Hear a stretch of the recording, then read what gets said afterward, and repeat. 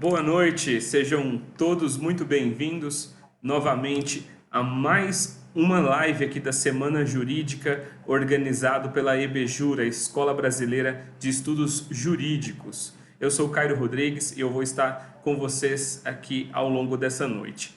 E hoje nós vamos debater os impactos do Covid nas questões sucessórias, que é uma realidade nesse desafio que nós estamos enfrentando aí com a pandemia. E para conduzir os trabalhos como mediadora, nós vamos receber a coordenadora da pós-graduação em Direito Registral da EBJUR, a professora Érica Lucchesi, mestre em Direito, especialista em Direito Tributário e oficial registradora no Estado de São Paulo. E para enriquecer ainda mais o nosso debate, nós temos a honra de receber Marcelo Xavier, advogado sênior no escritório Brasil Salomão e Meites Advocacia, pós-graduado em Direito Empresarial pela FGV, consultor jurídico na área de Direito de Família e professor convidado da EBJUR. E também recebemos o Wendel Salomão, escrevente do 4º Tabelião de Notas de Ribeirão Preto, mestrando em Direito e pós-graduado em Direito Notarial e Registral Imobiliário, membro-diretor do IBDFAM de Ribeirão Preto e diretor do Notariado Jovem Brasileiro, além de professor convidado também da EBJUR. Antes de iniciar o nosso debate, eu gostaria de reforçar que todos vocês que estão nos assistindo, os espectadores que fizeram sua inscrição, vão receber o certificado digital de participação por e-mail, e a EBJUR está preparando condições especiais para que todos vocês possam participar dos cursos organizados pela nossa instituição. Então fiquem atentos às novidades. Qualquer dúvida, acessem nossas redes sociais e o nosso site que aparece aí na tela de vocês. Pedimos também para que vocês enviem suas perguntas ao longo desse debate por meio do nosso chat aqui na Twitch. Você pode fazer a sua inscrição aí, fazer o seu perfil e mandar a sua pergunta no nosso chat. Ao final, nós vamos deixar algumas aqui para os nossos debatedores. E agora, com muito prazer, que eu gostaria de passar a palavra para a nossa mediadora, a professora Érica Lucchesi. Olá, boa noite a todos. Eu gostaria de saudar todos os presentes aqui nessa live. Eu fico muito feliz da gente poder discutir um assunto tão importante como o direito sucessório e os impactos da Covid, assunto da maior relevância e da maior atualidade. E já de antemão eu gostaria de agradecer a EBJUR por todo o trabalho desenvolvido, por ser uma escola sempre à frente, que se adaptou muito bem a toda a situação que nós estamos vivendo agora temporariamente, e inclusive promovendo essa Semana Jurídica, que nós temos o prazer aqui de participar hoje, encerrando com chave de ouro. Eu tenho aqui hoje o doutor Wendel Salomão, que, além de amigo, é o expoente do notariado. Como o Cairo falou ao apresentá-lo, o Wendel tem multifacetas, representa o notariado, o direito registral e notarial em várias frentes, e eu fico muito feliz dele ter aceito esse convite. Aqui em Ribeirão Preto hoje é feriado, né, Wendel? Então, agradeço muito ele estar aqui conosco e vai nos brindar com os seus conhecimentos a respeito do assunto. E o doutor Marcelo Xavier, eu tenho a honra de tê-lo na Semana Jurídica hoje. O doutor Marcelo é um expoente na cidade sobre o direito sucessório e direito de família, é uma referência para todo mundo. Eu brinco com o doutor Marcelo que quando eu o conheci, eu já o conhecia antes, porque todas as pessoas que eu converso e que eu falo, olha, eu preciso de um advogado especialista na área de família e sucessões. Doutor Marcelo Xavier, já é automático a indicação dele pela seriedade, pela ética e pelo conhecimento. Então, eu fico muito feliz. Eu quero dizer que nós estamos aqui hoje com uma balança maravilhosa, porque nós vamos ter a visão do direito material com o doutor Marcelo e a visão do direito registral e notarial com o Wendel. Quer dizer, isso é o casamento perfeito do conhecimento. Então, eu agradeço muito e tenho certeza que vai ser uma noite maravilhosa. Muito obrigada, Cairo. Professora, pode ficar à vontade para começar o debate.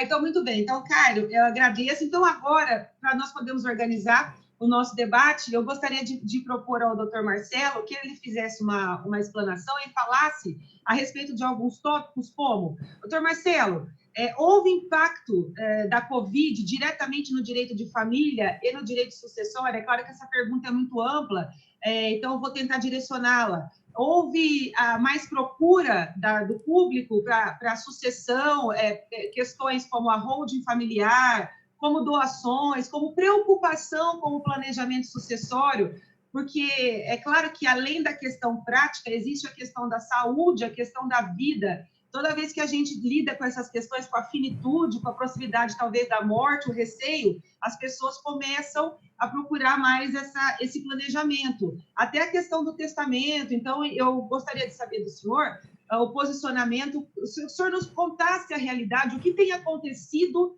na área da advocacia de família e sucessões nesses últimos tempos aqui de pandemia. Por favor, o senhor tem a palavra. Boa noite, doutora Érica, boa noite, Caio, boa noite, doutor Wendel. Em primeiro lugar, agradecer a vocês, a doutora Érica, pelo convite, enfim, a EBJUR, pela essa estrutura de conhecimento, né, que está proporcionando para nós e para o público em geral, para os alunos, e boa noite também para todos que estão assistindo, né? A gente está num momento muito importante para a história da humanidade, né? A gente passa por uma pandemia, né? Mas, além da pandemia, por uma série de transformações que já estavam vindo, mas que se tornaram um pouco mais intensas com o distanciamento social, tá? Direito de família, direito das sucessões, são dois ramos do direito que eles estão muito... Eu costumo dizer que são uma malha fina da sociedade. O que eu quero dizer com isso? Tudo que acontece na sociedade reflete no direito de família e sucessões. Se ocorre o aumento de um imposto, a criação de um novo imposto, isso implica uma certa mudança no inventário, enfim, tudo influencia. Não poderia deixar de ser diferente, né, com essa pandemia pela qual a gente passa, e a gente tem, sim, muita mudança. Eu considero, assim como as outras, né, a exposição de hoje importantíssima, tá? Não só para quem é advogado, mas para qualquer pessoa que atua na área. Muita coisa vai mudar. Eu acho que a gente só está ainda no começo da mudança, né? Ainda tem muita mudança para vir ainda, e as pessoas precisam estar atentas, né? Porque senão a onda vem e você se afoga, né? Mas assim, que eu considero primeiro importante para a gente se situar, né? Tá todo mundo falando em pandemia, em mudança de lei, revisão de contrato, mas quando fala em pandemia, a gente tem que primeiro ter noção do contexto cronológico, ou seja, pandemia, distanciamento social, mas de quando a quando? Qual que é o período que eu tenho que considerar como sendo excepcional para interpretar tudo isso que a gente está vendo de mudança aqui? Porque quando eu falo em decisões excepcionais, em lei temporária, eu preciso saber qual que é o recorte temporal de toda essa discussão, tá? Então, assim, em resumo, para a lei, para a doutrina, para a jurisprudência, qual que é o período da pandemia, tá? A gente não tem como saber até quando essa pandemia ela vai durar, mas já há aí uma certa discussão, né, sobre de quando a quando a jurisprudência vai tomar como base para as próximas decisões, tá? O que a gente percebeu no começo dessa pandemia é que cada cidade, cada estado foi tratando a sua forma dessa situação, tá? O que é perfeitamente normal, né? Porque cada cidade, cada estado está diante de uma realidade diferente, tá? Mas anotem aí, a data que a gente tem que tomar como base, pelo menos agora, é o dia 20 de março. Por favor, anotem. Por que dia 20 de março, tá? Porque foi nesse dia que o Congresso disparou o Decreto Legislativo número 6. Tá? Através desse decreto, o Congresso ele reconheceu o estado de emergência. Tá? Então, assim, esse decreto ele serviu mais para questões orçamentárias da União, mas foi, anotem, o primeiro ato federal, tá, que reconhece uma situação de emergência. Tá? Então, a gente já tem um começo, que é dia 20 de março, mas a gente não sabe ainda como eu disse no começo, a gente não sabe até quando essa pandemia ela vai durar, tá? Mas a gente tem aí o RGET, o que é? O Regime Jurídico Emergencial e Transitório, né? Ele nasceu através do projeto de lei 1179/20, tá? Que é uma espécie de lei geral temporária, tá? Para regular as situações civis atípicas, né? Decorrentes da pandemia, né? Agora, pousando mais especificamente no assunto de hoje, que são os impactos da Covid no direito de família, no direito das sucessões, né? A gente já pode citar, assim, de plano, tá? O prazo para a instauração do inventário. Essa é uma pergunta muito comum, né? Eu te digo que é uma das primeiras perguntas que eu recebo de clientes, né? Qual que é o prazo para você abrir um inventário, tá? Tem muita gente aí fora falando besteira, né? Tem gente que fala que são 30 dias, né? Por conta de uma, enfim. Antigamente, de fato, era 30, né? Mas esse prazo mudou, tá? Hoje, tem algumas pessoas dizem que é 60 dias, né? Mas será que é 60 dias? Será que eu tô certo em falar que são 60 dias? Nem tanto, tá? Por quê? A lei, pessoal, ela fala que o prazo é de 2 meses, não de 60 dias. Tem muita gente dizendo que é 60 dias, mas o CPC novo, ele cita expressamente 2 meses. Isso é muito importante, porque quando você está tratando de tributo, por exemplo, e eu tenho que tratar de tributo porque no inventário eu tenho o ITCMD, que é o imposto que já eu falo, você tem que recolher quando você recebe um bem por herança, esses dias eles são muito importantes. Então, anotem aí, o prazo para o inventário ele é de 2 meses, tá? Mas o que esse projeto de lei temporária ele fez, tá? Ele diz o seguinte: para as sucessões ocorridas a partir de 1º de fevereiro desse ano, ou seja, 1º de fevereiro de 2020, tá? Ao invés de eu contar simplesmente o prazo de 2 meses, tá? Eu dilato, ou seja, esse projeto de lei, ele dilatou esse prazo até para o dia 30 de outubro. Então, por exemplo, se houve um falecimento no dia 10 de fevereiro, teoricamente, por lei, esse prazo ele se esgotaria quando? Março, 1 mês, abril, 2 meses. Esse prazo se esgotaria no dia 10 de abril. Então, esse projeto de lei, essa lei temporária, ela veio para dizer o seguinte: olha, considera o prazo como estendido, como dilatado até o dia 30 de outubro de 2020. Tá? Por quê? A gente sabe que o inventário ele não trata só de teses jurídicas, né? Para você abrir um inventário, você precisa de certidões, você precisa, enfim, de uma série de documentos que o distanciamento social ele está dificultando a obtenção. Tá? Então, essa é a primeira mudança, ela é importantíssima, porque implica em se evitar algumas punições processuais, se evitar multa por ITCMD. Então, eu já posso colocar essa mudança como sendo uma das mais importantes. Tá? Outra mudança. O CPC, ele fala o seguinte: o Código de Processo Civil, ele fala que o inventário, depois de aberto, tá? Reparem, eu não falei a abertura da sucessão, falei a abertura do inventário. São duas coisas diferentes. Sucessão se abre com um falecimento, princípio da sai-se-indo, ou seja, eu tenho um evento morte, eu já tenho a sucessão ficta, ou seja, eu já sou herdeiro. Se o meu, se meu pai ou minha mãe morrem, eu já passo a ser herdeiro a partir daquela data. Agora, o inventário, ele é processual ou extrajudicial, ele é burocrático, ele é o ato que formaliza, tá, o registro dos bens em nome dos herdeiros. Tá? Mas o Código de Processo Civil ele fala que o inventário ele tem que ser finalizado no prazo de 2 meses. Tá?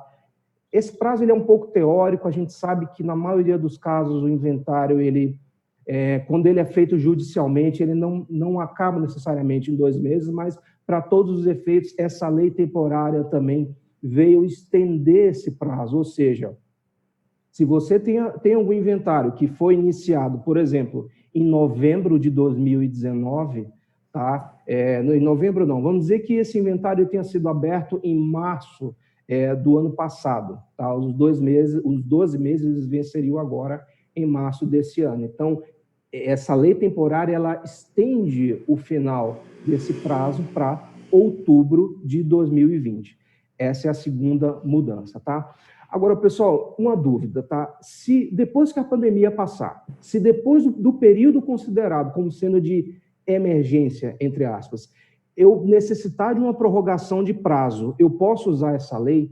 Será que eu posso tomar essa lei como base? Ou seja, eu já não estou falando mais do período ali de emergência que essa lei cita, tá? Que é de 20 de março até 30 de outubro. Depois, a gente sabe que, como eu falei, ajuizar um inventário não depende apenas de teses jurídicas, você tem que reunir documentos, enfim, mas se depois do período de emergência eu precisar de uma prorrogação de prazo por conta de algum efeito da pandemia, grifo, efeito da pandemia, que se protraiu no tempo, ou seja, algo que aconteceu em virtude da pandemia, mas só foi gerar efeitos depois, no ano que vem. Eu posso usar essa lei como referência, mas o meu fundamento, ele vai ser a norma geral, que é o CPC, ou seja, os fundamentos que eu já tinha para pedir prorrogação de prazo, para isenção de multa, enfim, para abertura de inventário, para ultimação do inventário que eu já tinha antes,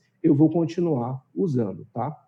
Então, assim, outra questão que vai ser muito discutida, não apenas em direito das sucessões, mas também em direito tributário, a multa e os juros do ITCMD.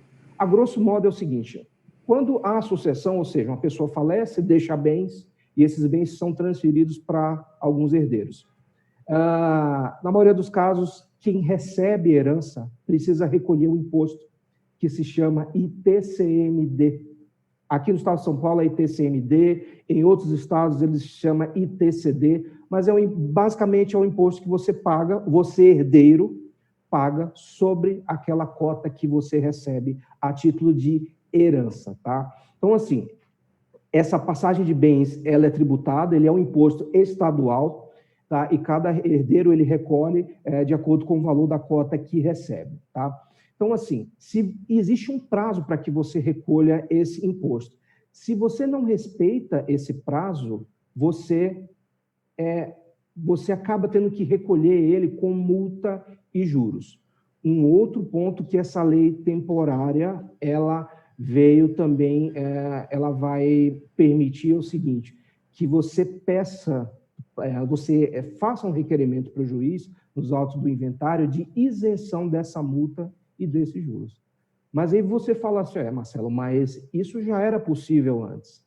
Muita gente não sabe, mas já era. Independentemente de pandemia, se o inventário ele demora muito, se você não consegue recolher o imposto no prazo, você tem a possibilidade de pedir para o juiz retirar, né, isentar o herdeiro do pagamento de multa e juros. Mas, especificamente em relação a esse período de pandemia, você pode fundamentar nessa lei. Mas qual que é a diferença? A diferença é simples, pessoal. É que no momento de pandemia, eu vou ter um trabalho menor. Ou seja, eu não vou ter que me esforçar tanto para mostrar para o juiz que eu tive um impedimento. Tá? A pandemia, o distanciamento social, eles trouxeram o quê? Uma notoriedade sobre a dificuldade em se conseguir documentos, em se praticar atos para a vida civil. Então, assim, é importante que você saiba disso, até para que você não perca tanto tempo com uma argumentação nesse sentido, tá? No mais, o que eu posso selecionar de importante, tá? Tem várias outras discussões que ainda vêm, como eu citei no começo. A pandemia, ela trouxe uma onda, tá? Vem uma enxurrada de processos aí, e é obrigatório que você estude essa matéria. Mas, por exemplo, planejamento sucessório, que antes já era importante, agora se tornou ainda mais. É importante se pensar em doações, em holdings, em formulação de empresas que vão gerir patrimônio. A gente sabe que o inventário hoje, ele é burocrático, ele pode, em alguns casos, ser mais custoso, e quando há litígio, quando os herdeiros eles não se entendem, isso acaba por dificultar ainda mais. Então, eu costumo dizer que a gente não sabe quando vai morrer, mas a gente sabe que vai morrer. Com esse período de pandemia, uma coisa foi universal, todo mundo ficou com medo de morrer. Quem está dentro do grupo de risco e quem está fora também. Então, assim, está se pensando mais em atos de planejamento sucessório. Isso vai se tornar mais comum. Segundo ponto, divórcio potestativo. Já tem algumas decisões aí saindo do forno, tá? Eu sou partidário da ideia de que você não precisa esperar a citação da outra pessoa para ter o seu divórcio. Se eu entro com pedido de divórcio, é óbvio, já está presumido que eu não quero mais ficar casado, então não há sentido em se esperar a citação da parte contrária. Já há algumas decisões tímidas no sentido de que o divórcio ele pode ser decretado militarmente, tá? Com a pandemia, isso tem se tornado mais comum e vai ser uma discussão muito gorda, tá? Para a área de direito de família, guarda compartilhada e visitas, tá? Existe hoje uma rachadura que está aumentando na jurisprudência, tá? No começo da pandemia, do distanciamento social, choveram pedidos para que visitas fossem suspensas, tá? O guardião ele entrava com pedido dizendo o seguinte: olha, a gente está num período de distanciamento social, tem um vírus circulando aí, e eu não quero que o outro venha pegar o meu filho para sair ou que o filho tenha essa movimentação desnecessária. Então, algumas pessoas entraram para pedir a suspensão das visitas, agora já estão surgindo decisões dizendo o seguinte: olha, distanciamento social, pandemia, não são motivo para se suspender as visitas. Eu acho que isso também ainda vai dar muito pano para manga, tem muita coisa interessante nesse ponto.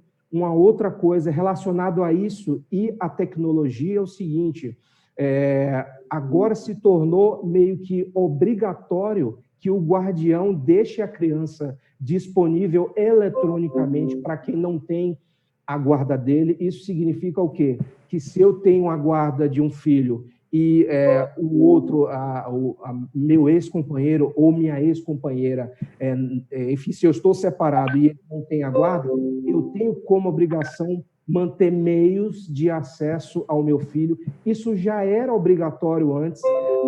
Vou dar um exemplo. A lei de alienação parental, ela é grande, né? Ela é extensa, mas vale uma leitura. Tem muito artigo ali dentro que está tímido, mas muita gente não sabe. Quem tem a guarda da criança tem obrigação de contribuir para que o laço entre o filho e o outro fique estreito. Então, assim, deixar Skype, Zoom, WhatsApp, outros instrumentos eletrônicos de videoconferência para que o outro tenha acesso ao filho não é favor, isso é obrigação. E isso tende a engordar a discussão judicial nos próximos meses, né? Eu também acho que isso vai ser uma coisa muito interessante para se discutir, para se estudar. E é isso. Eu queria saber o que vocês acham, doutora Érica, doutor Wendel, fiquem à vontade aí para engrossar mais essa discussão. Doutor Marcelo, eu agradeço imensamente as suas considerações. Nossa, eu anotei todas, porque isso aqui foi um presente para os advogados e para a comunidade jurídica em geral. Concordo plenamente que as mudanças estão ainda em andamento. Eu fiquei muito satisfeita que a ponderação começasse dessa ótica, porque nós estamos ainda no início da adaptação.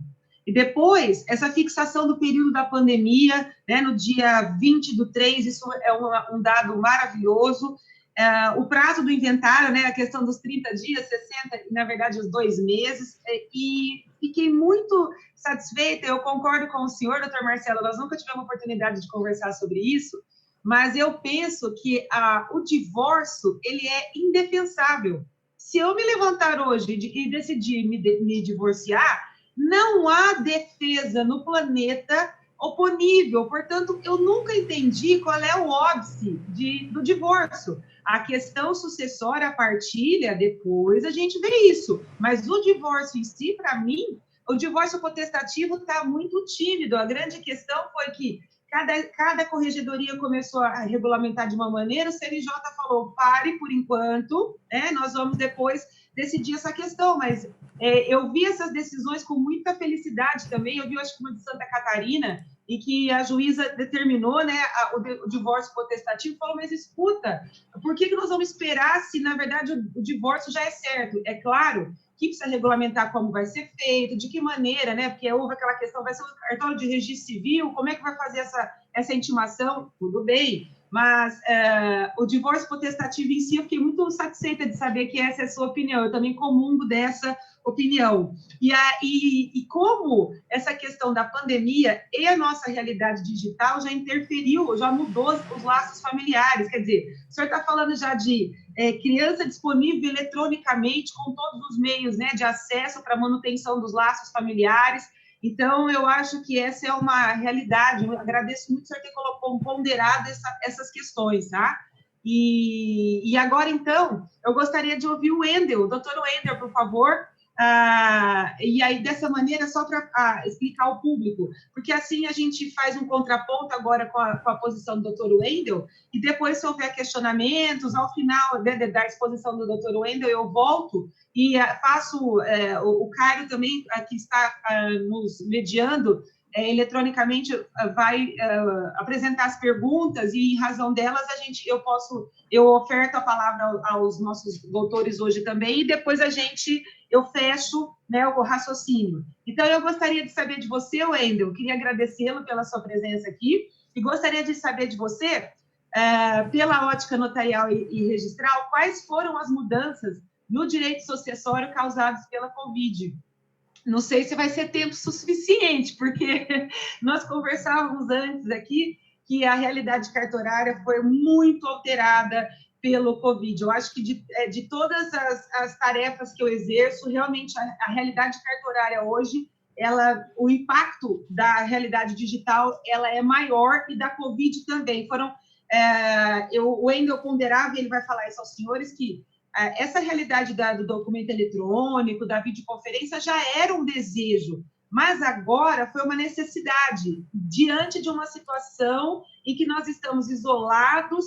Às vezes a comunicação eletrônica não tem aquela coisa do olho no olho, que você pode explicar o que está acontecendo, então eu percebi que nós tivemos que mudar até a nossa maneira de comunicação. Por exemplo, eu aprendi a falar um pouco mais devagar, porque se eu mantivesse a minha fala natural, as pessoas não entendem o que eu estou falando por videoconferência. Então, essa foi uma coisa que eu tive que aprender, porque senão as pessoas não me compreendem. Portanto, Wendel, eu queria que você nos contasse do seu cotidiano e da sua experiência, quais foram esses impactos, e que você falasse um pouquinho para a gente do direito sucessório e, se possível, do provimento 100, quais são, né, as novidades, as nossas expectativas e as agruras do famoso provimento 100. Tá? Então, por favor, doutor Wendel, o senhor tem a palavra. Olá, boa noite a todos. Primeiramente, agradecer a EBJUR, que sempre me acolheu tão bem, os convites sempre honrosos de vocês. A primeira semana jurídica online também, um avanço, apesar do momento, mas eu considero como um avanço, até porque nós conseguimos agora abranger mais pessoas, com mais comodidade, então vamos pensar num olhar positivo sobre isso. É lógico que o encontro é muito gostoso, é sempre caloroso com todos, mas essa questão do online, ele sempre abrange melhor. Então, vamos olhar pelo lado positivo que está acontecendo, uma semana maravilhosa, extremo conhecimento, e eu acho que quem teve a oportunidade, vamos bem dizer, um conhecimento gratuito. Imagina, olha que delícia tudo isso, poder aprender, conhecer e da sua casa, né? Então, fazer aquela brincadeira, né? Fazer do limão uma limonada e vamos que vamos. Agradecimento especial à doutora Érica, que é incrível, todas as pessoas que, quando eu comento que eu conheço a doutora Érica, o meu próprio tabelião, o doutor José Roberto, ficou curioso em saber quem era ela, e as pessoas que já conhecem ela sempre admiram e colocam um sorriso no rosto e um orgulho e falam, ela já foi minha professora, você conhece ela? Então, é tão gostoso quando eu me reporto à doutora Érica, então um agradecimento enorme pelo convite, pela presença, é uma honra mesmo, e como eu disse antes de iniciar a live diretamente para ela, até eu me sinto emocionado quando ela me manda uma mensagem, uma ligação, porque realmente é uma honra. E o doutor Marcelo Xavier, Adorei o que ele acabou de falar, coisas realmente importantes, uma visão do judiciário que quem é notário e registrador não tem essa visão. Como eu sempre brinco, eu não sei advogar, eu tenho 32 anos, mas há 15 anos no cartório, metade da minha vida. Eu nunca advoguei, eu não sei advogar, respeito e admiro, tenho clientelas que são somente advogados, e o que ele falou foi enriquecedor, inclusive para mim, um olhar e uma ótica do judiciário mesmo, e ali é muito importante porque, por mais que são procedimentos totalmente diferentes, que a parte pode escolher, muitas vezes, por exemplo, o inventário extrajudicial, o inventário judicial, mas a legislação é a mesma, a conversa entre o judiciário e o extrajudicial é o mesmo. O que pode mudar é realmente o formato, são os prazos, mas foi muito enriquecedor o que você colocou, a forma que você também colocou, enfim, um prazer enorme poder participar dessa mesa com você. O que você disse do dia 20 de março foi realmente um marco histórico, foram avanços obrigatórios que nós precisamos aí encarar. No dia 17 de março foi meu aniversário e foi realmente uma sensação esquisita. Eu não sabia se eu chamava os meus familiares para vir em casa, eu não sabia se eu abraçava o meu pai, que ele é da área do grupo de risco, eu não sabia se eu poderia abraçar os meus próprios filhos. Então, uma sensação muito estranha mesmo, e não só jurídica, mas familiar, igual você disse também, as relações familiares, a doutora Érica falou muito bem, tudo isso veio à tona e tudo isso começou a mudar. Para o notariado, foi o mesmo impacto, mas eu acho que os notários e registradores, a partir do dia 20, eles tiveram que jogar uma série de estudos fora, porque muita coisa mudou, e o notariado, incrível, do dia 20 de março para frente é um, e do dia 20 de março para trás ele é outro. O próprio e-notariado, depois quem puder acompanhar e entrar e conhecer um pouquinho, eu vou falar do provimento 100, o enotariado.org.br é o nosso site, eu brinco que agora é o cartório digital e é o cartório digital brasileiro, que todos vão ter acesso a isso, vai ser uma ferramenta que em um ano vai estar totalmente ativa. E, além disso, imagina que, a partir de agora, eu vou poder fazer buscas nacionais, coisas que antes não eram possíveis nos atos notariais e registrais. Então, agora nós estamos realmente falando de um Brasil com uma segurança jurídica ainda melhor, atraindo investidores estrangeiros, inclusive por esse motivo.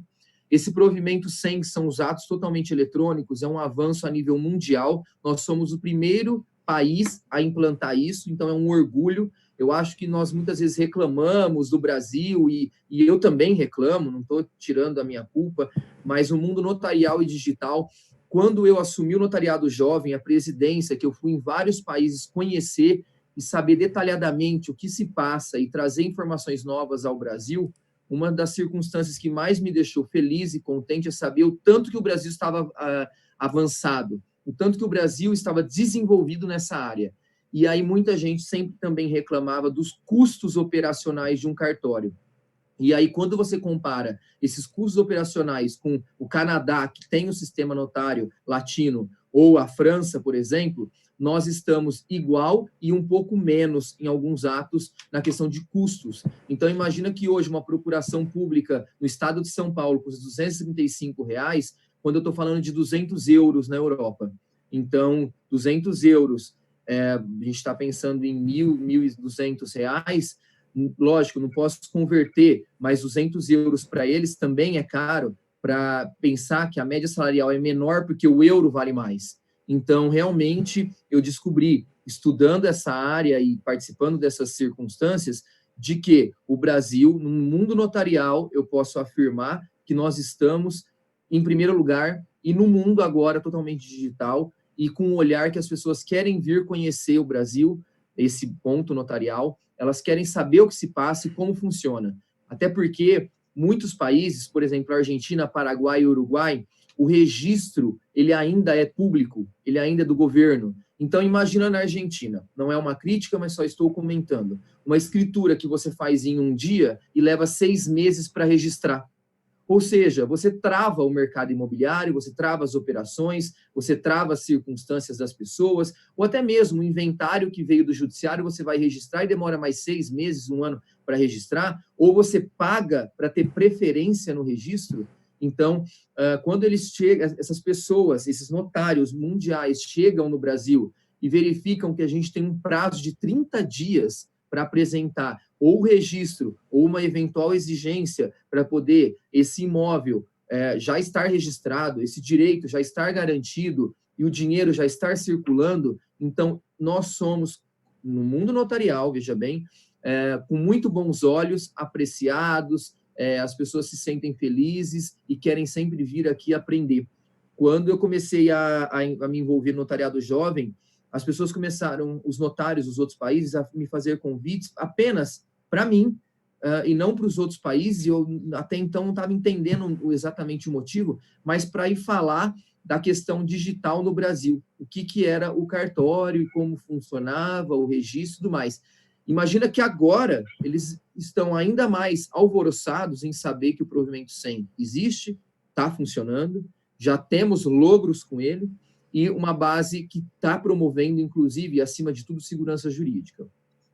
Então, aí, vamos por ordem aí do bate-papo. Houve impactos na minha atividade? Sim, enormes, tanto com a redução de atos, alguns, por exemplo, o dinheiro, ele sumiu a princípio, então a venda e compra ali à vista, aquela coisa do pagar e levar, ela sumiu, muito embora houve um aumento de outros atos. Quais? Os inventários, naturalmente, até pelo excesso de mortes, os divórcios, eu não sei, veja bem, se o distanciamento colaborou ou não, mas houve um aumento no divórcio, eu percebi na minha mesa, é incrível, eu comentando, meu pai trabalha comigo, para quem conhece, eu tenho um auxiliar que está 24 horas ligado a mim, e nós 3 sentamos e falamos, não era comum 3, 4 divórcios numa semana, e de repente nós começamos a ter isso, antes era 3, 4 divórcios num mês, estou falando assim, no meu tabelião, no meu ritmo ali, em proporções gerais, eu conversei com tabeliães do Brasil todo e me disseram as mesmas circunstâncias. Então, alguns atos reduziram, mas outros vieram em cachoeira. Doações, principalmente, até por conta do que eu vou falar do ITCMD, o projeto de aumento desse ITCMD. Então, foi uma faca no estômago de todo mundo, um susto, ainda não aprovado, mas está lá o projeto, está andando. Era um projeto muito temido do estado de São Paulo, mas que veio à tona na calada da noite, eu não sei se foi na calada da noite ou não, né? Mas é um termo, uma expressão utilizada, porque foi realmente no susto. Nós preocupados com a saúde, do que iria acontecer daí para frente, e aí me apresentam um projeto de lei desses. Então, por conta disso, outros atos desesperadamente, e principalmente focados no planejamento sucessório, passaram a ter foco, passaram a ter instruções diárias e ligações diárias para saber. Primeiro foi o ITCMD e logo depois os atos eletrônicos. Então, a pandemia foi doida para todos, mas para os notários, eu vou te dizer, olha, eu passei noites sentado, estudando a nova perspectiva do notário, a nova forma de atuação e o que fazer, pensando até nos meus clientes, como eu ia orientá-los, os próprios colegas de trabalho, como que iria ser daí para frente, com o meu tabelião, do dia para a noite, reuniões online, ele vendo todo mundo online, uma pessoa de 80 anos, atuante na área, e que precisou se isolar, correndo também. Então, realmente, as relações mudaram, tanto dentro do cartório, quanto fora, quanto com os clientes, quanto com os notários. Uma série de congressos meus foram cancelados e todos transmitidos para essa área online. O funcionamento, logo no início, decidiu-se, e a gente já sabia, muito agora veio com firmeza, que o cartório é uma atividade essencial. Então, ele foi obrigado a manter-se aberto, e aí cada cidade e cada estado foi se adaptando às suas circunstâncias. Eu tenho amigos no Nordeste que foram submetidos ao lockdown, assim como eu tenho amigos que em nenhum momento não trabalharam nem de plantão, estiveram abertos normalmente. Aqui em Ribeirão Preto, os tabeliões de notas, eles reduziram e trabalharam em plantão das 9 às 13, das 9 horas da manhã às 13 horas da tarde. O horário vai voltar ao normal a partir de segunda-feira, das 8 às 17.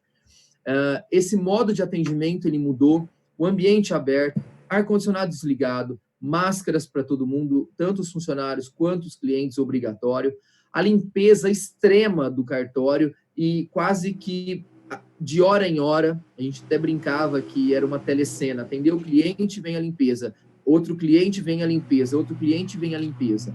Álcool, assim, distribuído, além de distribuir em todas as mesas das serventias, nós passamos também, além de medir a temperatura do cliente ao entrar no cartório, obrigá-lo a também a passar as mãos no álcool. Tem um banheiro no tabelião onde eu trabalho, logo na entrada. Então, olha, se higieniza, passe o álcool, mede a febre, aí você vai adentrar a serventia. A minha é grande, são 60, 40, 80, vamos por 60 funcionários, então não teve como fazer um atendimento ao ar livre. Teve serventias que, conversando com eles, programaram um atendimento drive-thru, um atendimento aberto e ao ar livre, realmente teve isso e ainda está tendo. Então, cada um se adaptou da forma que pôde, com segurança, porque a atividade é essencial e teve que se manter aberto. Os prazos do registro de imóveis foram alongados para 60 dias e não mais 30 durante um certo período, mas nós tivemos que adaptar e se adaptar com tudo isso. Agora, entrando no provimento 100, que é, vamos bem dizer, aí a galinha dos ovos de ouro do Colégio Notarial e de todo o Brasil, o provimento 100, ele trouxe todo o mundo notarial e registral online, todo. Ele já era digital, ele já tinha uma faceta, mas agora ele é todo. Por que todo? A partir daí eu posso lavrar atos, escrituras, inventários, separações, divórcios, procurações, pela plataforma do e-notariado, que foi a plataforma que eu citei anteriormente, enotariado.org.br. Eu posso, então, um exemplo, fazer atos híbridos, que eu lavro uma escritura aqui em Ribeirão Preto, as partes e o imóvel são de Ribeirão Preto, porém um está em viagem, ou uma das partes mora na França ou nos Estados Unidos, então, a partir de agora, eu não preciso lavrar uma procuração no consulado geral, por exemplo, gastar com isso, se deslocar e enviar e esperar, eu não preciso mais dessa circunstância, então eu posso disponibilizar por essa plataforma a esse cliente um acesso e que ele também vai fazer uma videoconferência, assim como a nossa, com o notário, com o escrevente, ou o tabelião substituto, ou o próprio tabelião, e essa videoconferência vai constar pormenorizado todo o ato que ele está requerendo, ou que ele está lavrando, seja a escritura, seja a procuração, a identificação dele, a assinatura digital desse documento, tudo isso vai ser salvo em duas frentes, na plataforma do e-notariado e na plataforma do tabelião, que ele vai ter também. Então, imagina que do dia para a noite, isso já era um sonho do notariado e ele passou a ser realidade. As pessoas podem lavrar atos à distância e da onde estiverem, inclusive com o seu celular, tem um aplicativo, o mesmo e-notariado, via um notebook, via um computador, você pode baixar no seu celular e fazer esse acesso. Então, realmente, aí nós estamos atingindo agora, mundialmente falando, o notariado brasileiro atuante no mundo todo. Por que no mundo todo? Porque realmente agora eu posso lavrar atos com pessoas à distância de onde elas estiverem. Tem alguns requisitos mínimos, sim, até por conta da forma de trabalho dos notários. Então, por exemplo, um cartório, ele não pode lavrar um ato se o imóvel não é da comarca, se as partes não são da comarca. Mas eu, por exemplo, tendo um imóvel da minha comarca e as partes estando aqui, ou mesmo que as partes sejam fora, mas o imóvel é daqui, aí eu posso. Então, tem uma série de requisitos a serem analisados, mas plenamente perfeito a realização desses atos, até testamentos, enfim. Tem um único ato que eu acho que ele ainda vai ser um pouco difícil de encarar a questão eletrônica, que é a uso capião, porque obriga o notário a conhecer o imóvel, ir até o local, conhecer as partes. Então, ainda é um ato que obriga o contato físico. Então, esse eu acho que vai ser o último, ou talvez o mais distante de entrar nesse mundo totalmente digital. Mas ele é possível, está ali no rol. Dependendo como as partes se apresentarem e o que acontecer, talvez uma das partes, de repente, né? Enfim, aí agora daqui para frente vai surgir uma série de circunstâncias que vão ter que serem estudadas caso a caso para poder encaixar aí a atuação do cliente junto com o notário por essa plataforma. Então, realmente, o notariado está muito feliz com essa conquista. Era um sonho, como eu disse, e tornou-se realidade. Antes havia muita discussão, concorrência desleal, preço do serviço, uma série de coisas que toda vez que entrava nesse assunto era incrível, era muito doloroso para todos os notários e registradores. E então eu falo que a pandemia ela veio a alguns setores para brindar isso e dizer, doloroso ou não, precisa acontecer. Tá aí, muito obrigado, faça acontecer. E foi o que aconteceu com os notários. Entregou na nossa mão e disse, bola para frente, não tem outra opção. Faça acontecer e faça o seu melhor daqui para frente. Foi exatamente isso. Essa plataforma, eu acho que ela também deu um início para uma série de outras circunstâncias, quais sejam o documento eletrônico brasileiro, o passaporte eletrônico, o Detran trabalhar conosco também, porque se você entrar no e-notariado, você vai já notar que tem uma parte ali linkada com o Detran, as digitais das partes que vão ser trabalhadas juntamente com o Detran. Então, imagina tudo isso uma segurança jurídica. Por quê? Porque se eu tenho um RG digital, que uma outra entidade pública está trabalhando na mesma plataforma que a minha e alimentando, então eu estou conseguindo agora, a partir de agora, falar da mesma pessoa. Eu estou pegando uma digital longe, mas que ela está identificando num sistema em que todos conseguem dizer, é realmente aquela pessoa. Eu estou fazendo um acesso, uma videoconferência vai ficar salva, expressando a vontade dela, a qualidade dessa vontade, a exatidão dela. Então, realmente, atingimos aí um nível satisfatório e que os atos já estão rolando aí no Brasil todo, já está acontecendo essa escritura digital, ou híbrida ou não. Quando eu falo híbrida, é porque pode ser parte assinando, pode ser parte assinando digital, então dá para fazer uma série de coisas, dá para fazer totalmente digital e totalmente, e ainda assim também a moda antiga, se agora a gente já pode dizer isso, a moda antiga, mas uma escritura no livro do tabelião. O livro digital, totalmente, ele ainda não existe, mas eu tenho informações que ele está a ser criado também. Então, esses acessos digitais, eles obrigatoriamente ainda obrigam o tabelião a lavrar o ato físico no seu livro de notas e também a mesma coisa para o registrador, seja civil ou imobiliário. Então, realmente, aí nós estamos tudo híbrido, porque precisa acontecer dessa forma para chegar no tão sonhado totalmente digital. Tá? O que eu mais gosto dessa questão do e-notariado e desse mundo totalmente digital? A primeira pergunta e desesperadora é, lindo tudo isso que você está dizendo, muito bonito, mas e na prática? A pessoa que, por exemplo, não tem condições financeiras de ter um certificado digital, o que ela vai fazer, né? Hoje todo mundo sabe aqui no nosso mundo jurídico, quando eu falo todo mundo é porque eu acredito que as pessoas, a maioria do nosso público aqui, que está nos assistindo, são o meio jurídico. Nós temos certificado digital e nós pagamos por ele. E temos que refazer esse pagamento e essa manutenção. E custa caro. Então, uma pessoa que ela vai assinar somente esse ato, essa escritura, ela vai dar entrada nesse fólio notarial e registral só nesse momento, ela precisa desse certificado? Sim, ela precisa.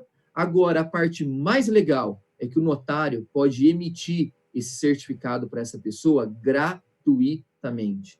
E foi aí que eu acho que o cartório e o notariado ganhou espaço, ganhou confiança e ganhou abrangência, vamos bem dizer assim. Por quê? Então, se gratuitamente eu posso resolver o problema do cliente para ele fazer essa assinatura, qual o empecilho? Né? Qual empecilho ele tem? Essa pessoa que está no Amapá, essa pessoa que está em condição de pobreza e que ela não pode se direcionar ao cartório, e às vezes não tem nem condições de pegar um ônibus, mas o celular ela tem, de repente, o acesso, ou ela tem o celular de alguma pessoa que possa emprestar para ela se cadastrar de uma forma segura e se apresentar perante um cartório. Então, essa questão da gratuidade, dessa emissão desse certificado que o notário vai fazer para esses atos, para essas pessoas, isso, para mim, foi a sacada, foi, assim, a saída mais inteligente que o notariado teve, além do programa, que o programa, ele realmente deixa a gente de queixo caído e aberto, é um programa muito bacana, ágil, eu já tenho executado e trabalhado nele, E a hora que veio essa questão da gratuidade do certificado para as pessoas que vão precisar dele nesses atos, eu falei, nossa, que legal, né? Atingiu realmente todo mundo, porque muitos clientes me chegaram a me ligar e perguntar, Wendel, mas custa R$400, custa R$200, cada certificado, dependendo da marca, dependendo do uso, né? E aí eu falei, calma, não precisa ter esse custo. Se isso é um impedimento, não precisa. E as pessoas que já possuem esse certificado vão poder usar ele naturalmente, normalmente eu vou poder me beneficiar dele, tá? Eu vou precisar cadastrar esse cliente nesse e-notariado. Esse cliente ele vai precisar também entrar no mundo notarial. Esse cliente ele vai precisar ter cartão de firma em algum cartório do Brasil. Esse cartão de firma ele vai ser imprescindível.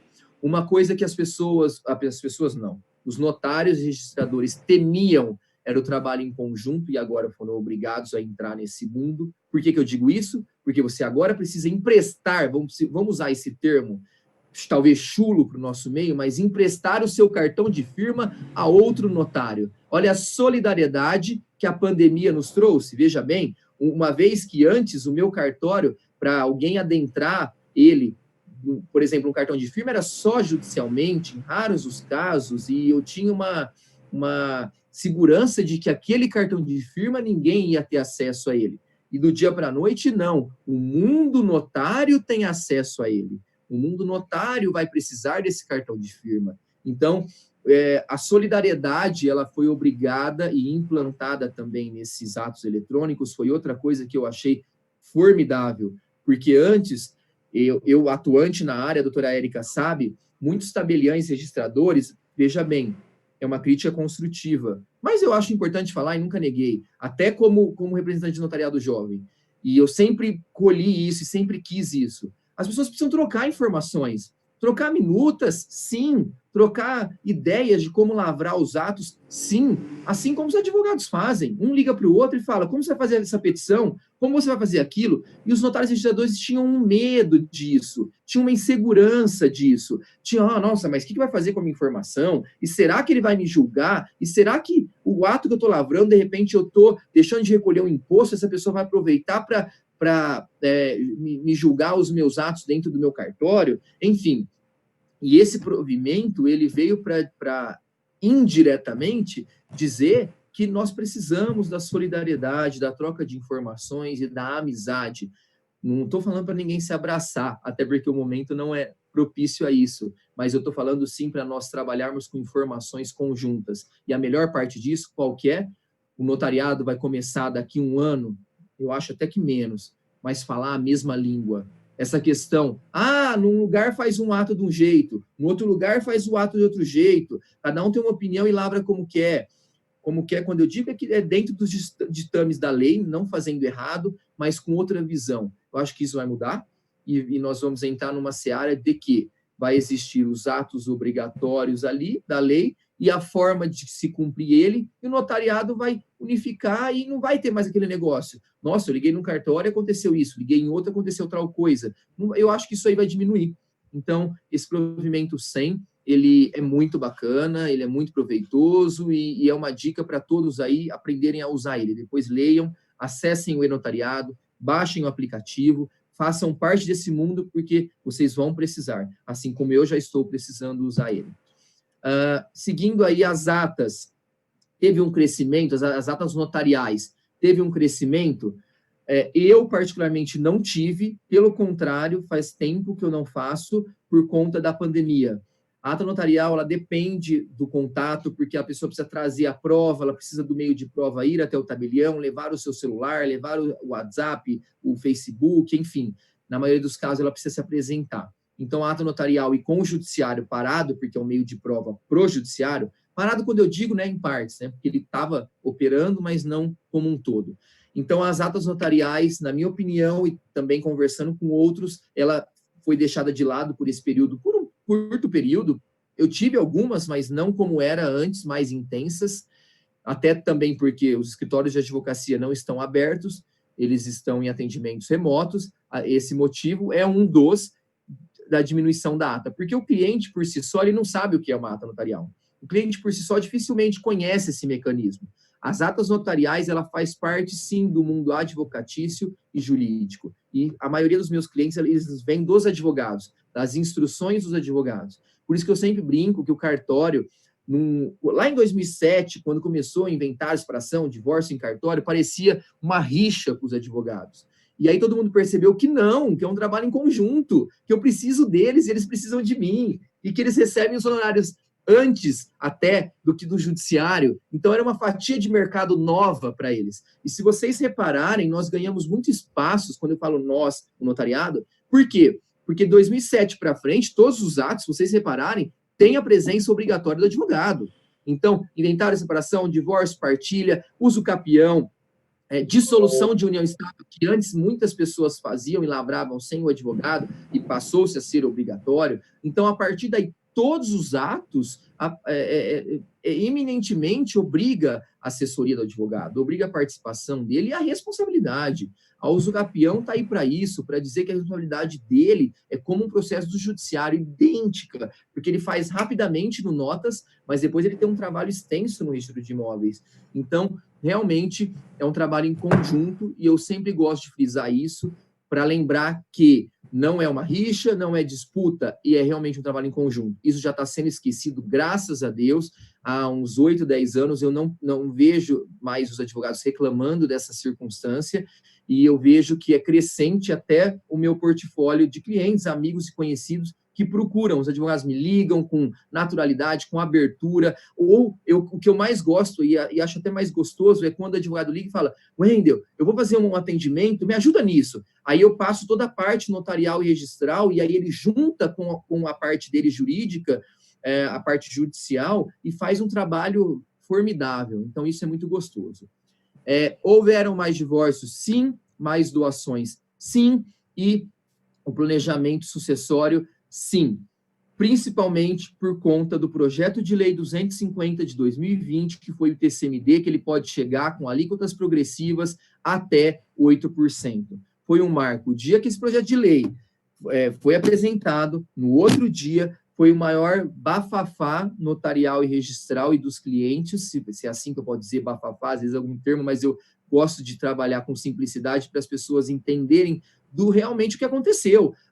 Wendel, já aumentou? Vai aumentar? Que dia que vai aumentar? Dá tempo ainda de eu fazer? O que eu preciso fazer? Eu faço uma doação? Já posso fazer meu inventário? E os recolhimentos, os prazos, enfim. Então, esses atos aumentou significativamente, e muito, graças a Deus, porque a gente depende da lavratura, mas quando eu falo graças a Deus é porque o cartório depende da lavratura, e os clientes precisam da resolução, e nós estando abertos, então nós conseguimos manter a resolução de conflitos, manter a paz aí social nesses atos e resolver o problema dos clientes. Então, realmente, foi um aumento expressivo. Quando a gente fala nessa questão do planejamento sucessório, eu sempre gosto de frisar para os clientes o seguinte, para eles pensarem na holding, nas doações e no planejamento. Por quê? E é muito importante isso. No inventário, quando a pessoa falece, lembrando, nós temos aí um curto período de tempo de recolhimento do ITCMD, quando que no planejamento, nas doações, eu posso fazer isso de forma em doses homeopáticas, vamos bem dizer. Eu posso determinar bens mês a mês, ano a ano, eu posso ir me programando com essa questão de impostos, de como eu vou lavrar e como eu vou fazer. Então, é o primeiro benefício, diferente do inventário, que a pessoa faleceu, já tem que reunir tudo, recolher e transferir. Ou não, eu me deixo levar pelas multas e pela questão de recolhimento de impostos mais caros. Então, o primeiro benefício, mas o que eu mais gosto de tratar é o seguinte: no inventário, eu não tenho como colocar a cláusula de inalienabilidade, incomunicabilidade, reversibilidade, empenhorabilidade. Eu não tenho como fazer isso. Agora, quando eu me planejo, quando eu faço um planejamento sucessório, uma holding, as doações, aí eu já posso implantar todas essas cláusulas. Nos inventários eu posso, em raras exceções, quando, por exemplo, a viúva ou viúvo, quando houver também, ela dispor da parte dela, que não é a parte que eu estou inventariando, seja lá a minha ação, e aí essa doação, somente dessa minha ação, eu colocar as cláusulas, aí eu posso, que fica esquisito, imagina, registra a transferência, uma parte é dos herdeiros disponível, E a outra parte, quando eu falo disponível, não, veja bem, não é da disponibilidade de patrimônio, é disponível de matrícula, de cláusulas. E a outra parte, clausulado. Agora, quando eu tenho a doação, quando eu tenho a hold, eu já estou falando de todo o patrimônio clausulado, de todo o patrimônio do casal ali, os dois se programaram, os dois fizeram junto esses atos, e aí eles impuseram as cláusulas de incomunicabilidade, inalienabilidade. E aí tem a reversibilidade, inclusive, que eu posso, dependendo da forma, fugir de um ITCMD. Por quê?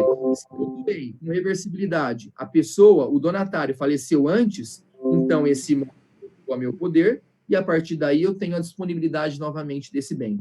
Então, realmente, é uma preocupação o planejamento sucessório, principalmente por questão de impostos, e as pessoas precisam encarar isso com mais tranquilidade, porque eu percebo que, eu não vou fazer, eu não estou morrendo, eu não vou fazer, eu não quero já dispor para os meus filhos e tudo mais, mas é sim importante pensar sobre isso, se programar, se atentar, porque uma brincadeira pode ficar muito cara lá no futuro. A holding, por exemplo, quando a gente fala em planejamento sucessório, no falecimento, eu vou tributar as cotas, eu não vou tributar bem por bem do que está lá dentro, eu vou tributar as cotas, dependendo o patrimônio, infinitamente mais barato. Então, precisa realmente se programar em tudo isso. Última coisa que eu vou falar, para não se estender muito, eu gosto de falar, igual a doutora Érica disse, a pandemia, ela ensinou a gente a falar um pouco mais devagar, por conta desses acessos online, mas a última coisa que eu queria falar é o testamento. Eu não tive um aumento expressivo, não achei que foi lá no nosso tabelião uma coisa grande, mas no meu. E aí, isso foi o inverso dos colegas que eu conversei, porque muitos que eu conversei disseram que sim, que foi muito utilizado, está sendo, né? Muito utilizado. Eu não sei se é a forma de conversar com o cliente ou como apresentar, mas na maioria dos casos, os clientes com que eu lido, eles perceberam e que quiseram se preocupar com a doação, com a holding, com a questão do planejamento sucessório, mas não com o testamento.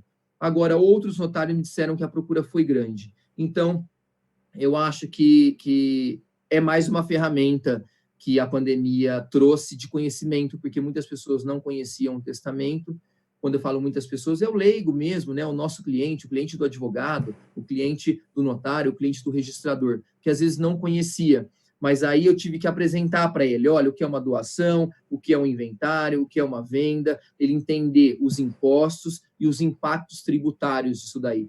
Muitos chegam para mim, eu vou fazer a venda e compra que é mais barata, é só 2%. Mas e as fraudes? E o COAF? E essa questão financeira da Receita Federal, né? O pagamento desse imóvel que não houve, vai ser uma fraude eminentemente. Quando a pessoa entende tudo isso, aí ela passa a fazer a doação, mesmo que às vezes um pouquinho mais cara, quando não está isenta, porque quando está isenta de TCMD, aí é melhor ainda. Mas quando não está isenta, ela faz, eu percebo que a pessoa faz a doação, mas ela faz com paz entre ela, né? Com paz no coração, vamos bem dizer. Ela fala, não, olha, eu sei que existe a venda e compra, mas aquilo seria uma fraude. Então, eu vou me utilizar do modo correto da doação, inclusive podendo colocar cláusulas que na venda e compra eu já não poderia colocar, tá? Então, acho que é isso, a minha colocação que eu tenho para essa noite. Espero que vocês tenham gostado. Eu tentei fazer o mais simples possível e abranger, ao mesmo tempo, uma série de gamas de assuntos aí, colocando uma série de pinguinhos e de dúvidas para as pessoas começarem a pensar um pouquinho mais aí, para quem está assistindo a gente, nosso público.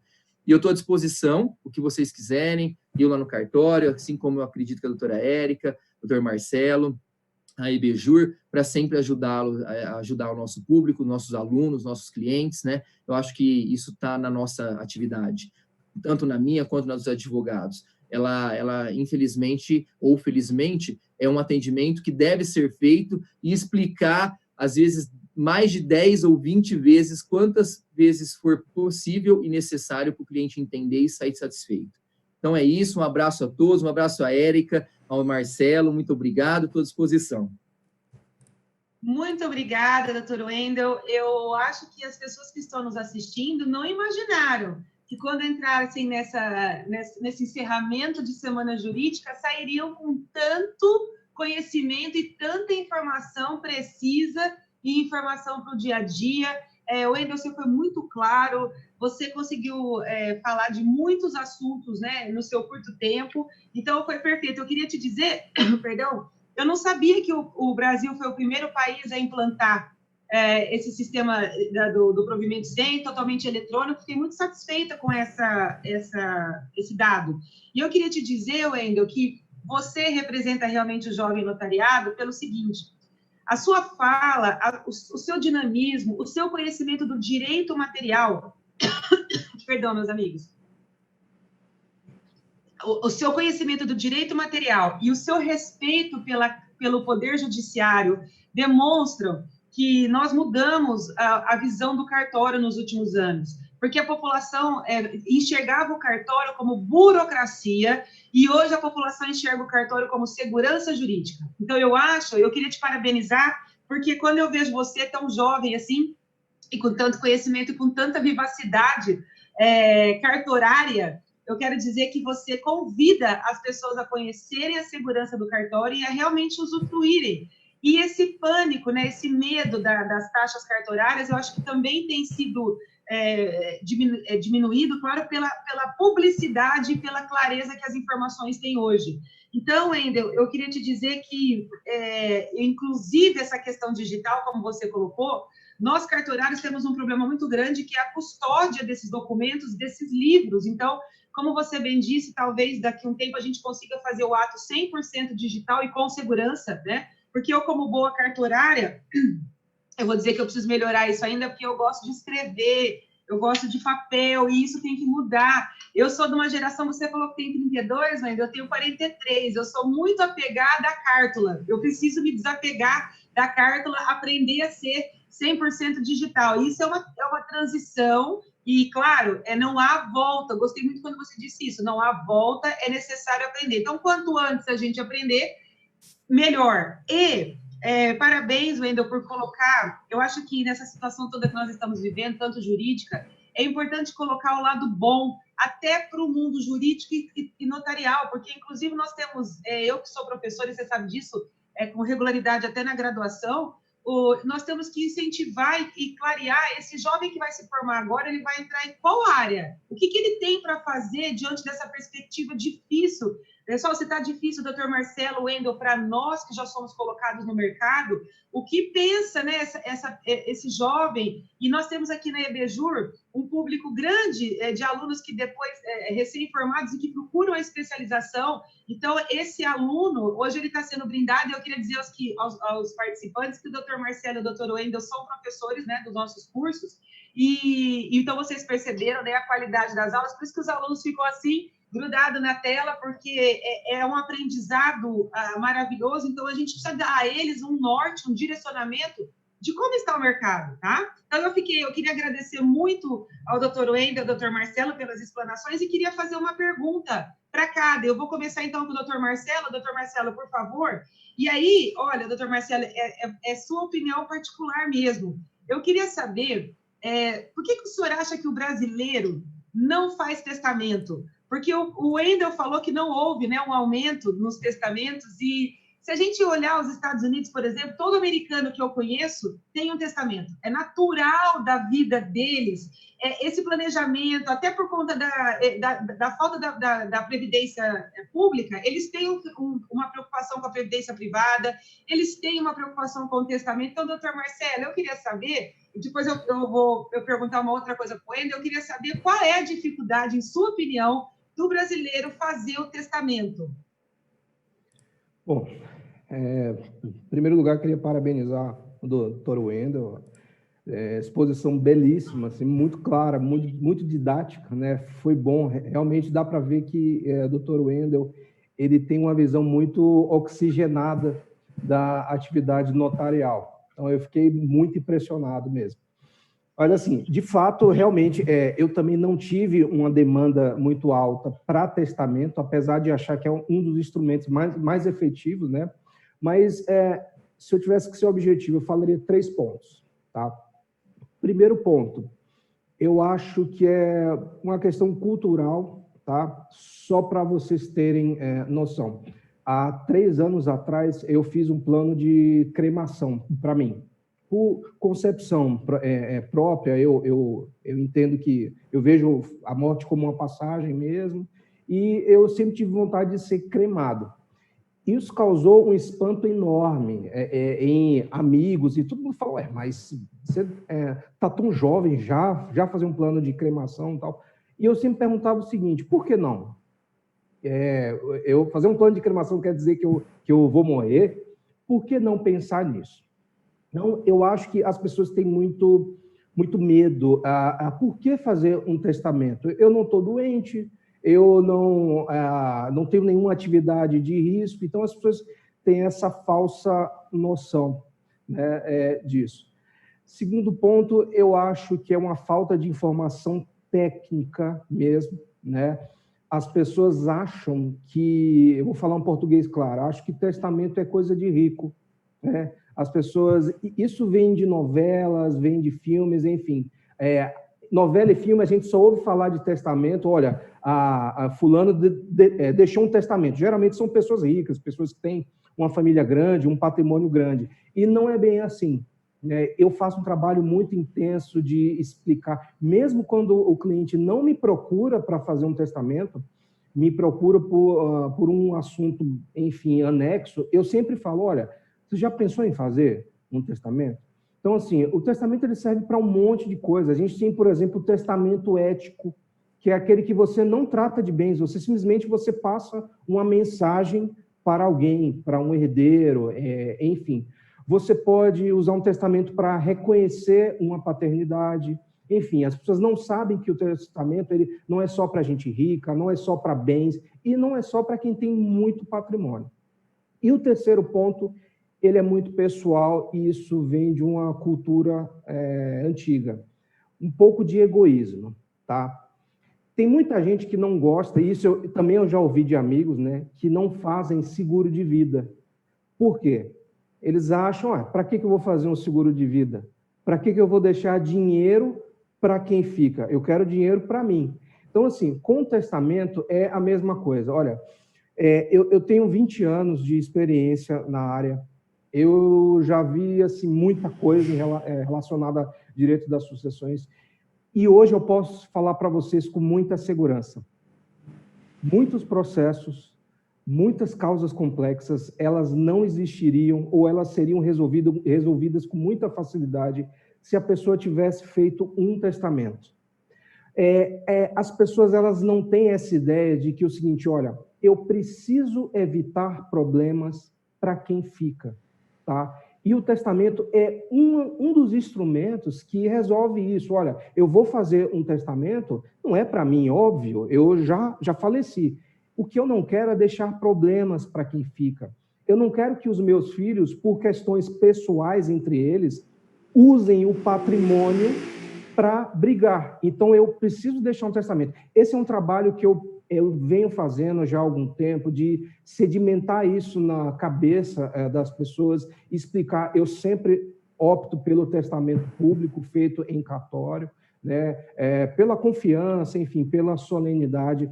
Mas o que acontece é isso, as pessoas precisam entender que a resolução de problemas, isso traz paz social, isso traz paz para a sua família. As pessoas têm que entender que é o seguinte, olha, eu acumulo patrimônio não é só para me sentir rico, para dizer que eu sou rico. Eu acumulo patrimônio também para que a minha família tenha estabilidade, para que os meus descendentes tenham estabilidade, para que a minha luta, tudo aquilo que eu lutei, consegui com muito suor, perdure no tempo. E o testamento é uma das vias que garante isso. Então, a gente precisa quebrar essa cultura.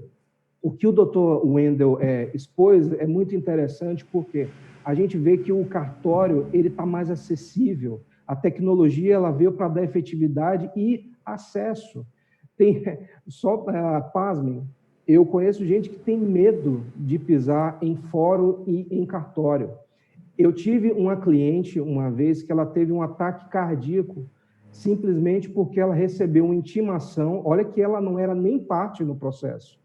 Ela recebeu uma intimação para ser testemunha de um acidente entre uma moto e um veículo. Só de receber e de saber que ela tinha que pisar no fórum, ela teve um ataque cardíaco. Foi uma situação assim que parecia de filme, né? Apesar de trágica, mas era inusitada. Então, assim, nós estamos entrando numa nova era, né, de acesso, né? Antes foi ao Poder Judiciário, agora é aos cartórios. Já existe aí uma tendência de que as ações de execução sejam transportadas para os cartórios. Isso é bom, quem tiver curiosidade já pode começar a estudar isso. Eu acho que isso vai vingar, tá? Então, assim, o cartório, ele tem um ingrediente que eu acho muito legal, que é a confiança, né? É como os Correios.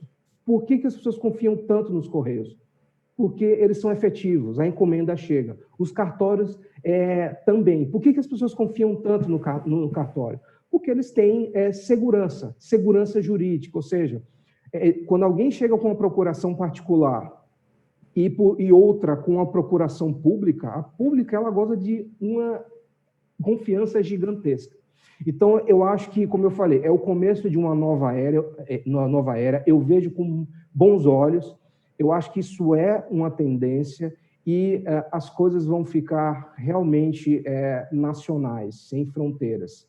Também existe um certo estudo, isso é assunto para outro dia, tá? Mas de convenção a outros países, tá? Mas isso ainda tem muito pouco material nesse sentido. Mas é isso, essa é a minha visão, o porquê que as pessoas têm tanto esse pé atrás, né, com o testamento.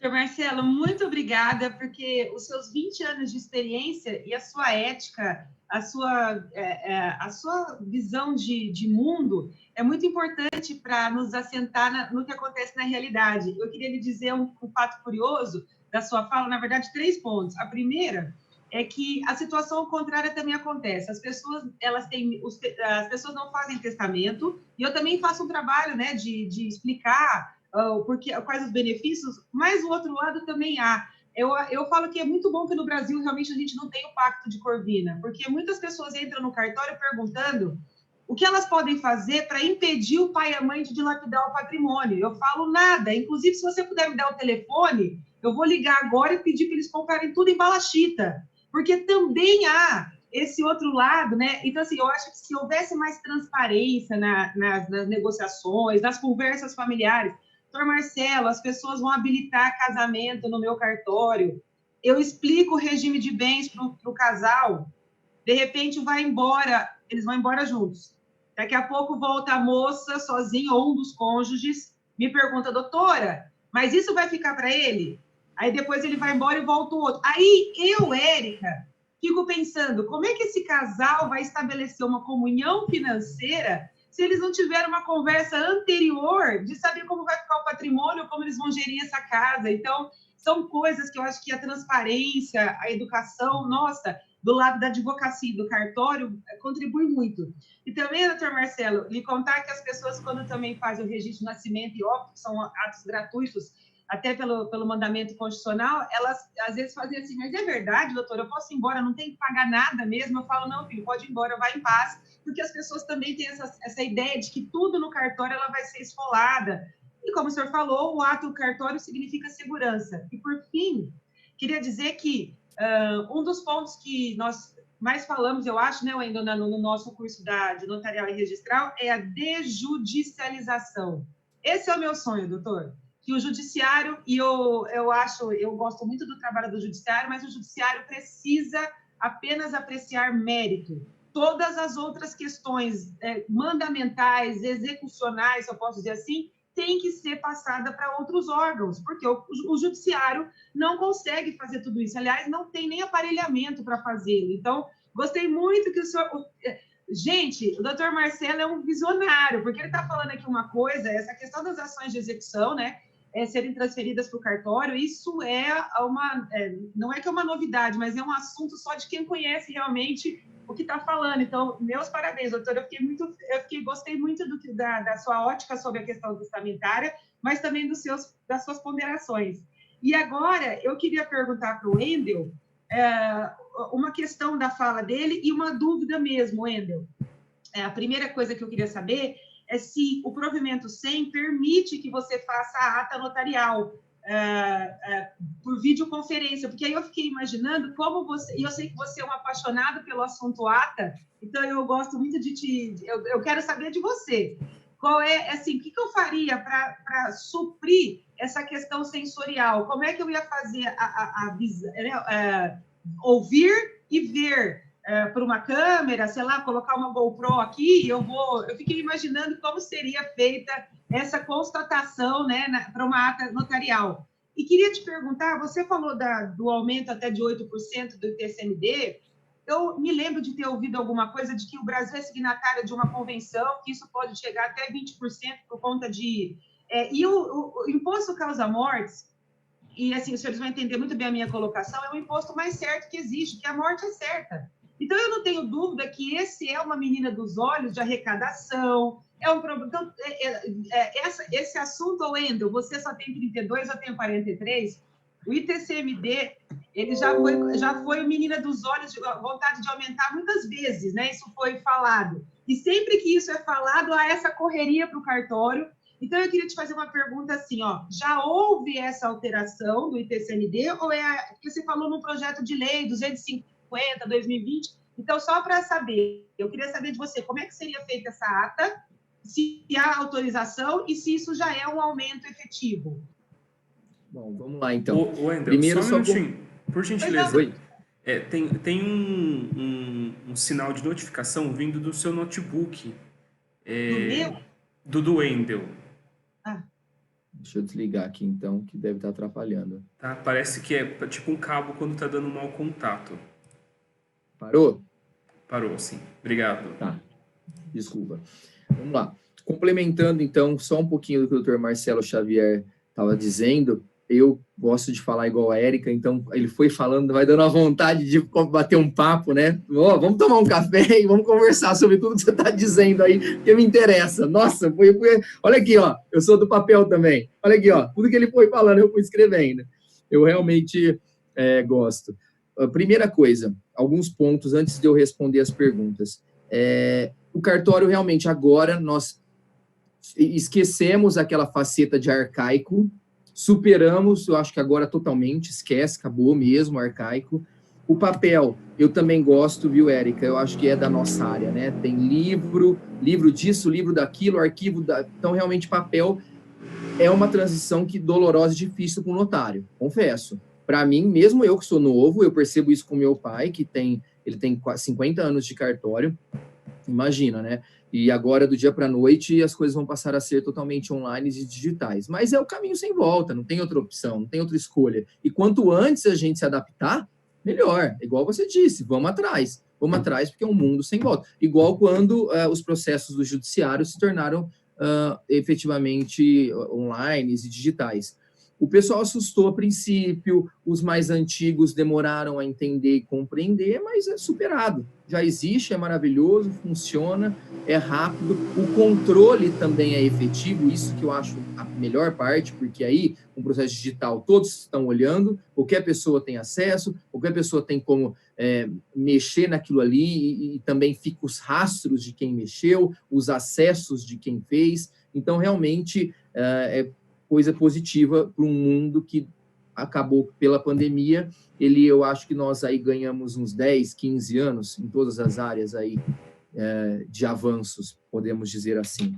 Quanto ao testamento, o que eu tenho opinião, eu compartilho tudo que o Dr. Marcelo disse, realmente é exatamente isso. As pessoas acham que é caro e que é de rico. Um testamento no cartório, para vocês terem ideia, custa R$ 1.800, independente do valor. Aqui no estado de São Paulo, tá? É uma tabela fixa, não é exato 1.800, mas é por volta disso, mas é fixo, independente do valor, então é acessível perto de preços de outros documentos, então eu acho importante somente dizer isso, lembrar disso, mas o que eu percebo, quando o cliente chega querendo um testamento, eu percebo que ele quer que o testamento funcione de imediato, muitas vezes. E aí, quando você explica a diferença de um testamento para uma doação, a pessoa, pelo menos no cartório, ela acaba optando pela doação e já deixando isso resolvido.